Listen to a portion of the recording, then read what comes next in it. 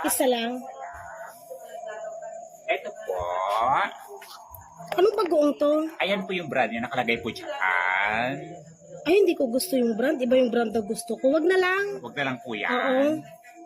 May ano kayo? Ano nga pala ketchup sa usawan mo ko mamaya? Ano pong ketchup? Kahit ano na dyan, patingin nga kung ano meron dyan. Nakabote, nakapound. Ay, nakabote na lang. Ito po. Patingin nga. Ito po. Ay, iba din yung brown. Pangit to. Maasim masyado. Hindi po maasim yan. Banana ketchup po yan. Hindi na. Hindi na lang to. Munggo, meron kayo? Munggo, meron po. Yung ano po, yung buo, yung durog. Yung durog. Durog. Ay, meron po. Ito po.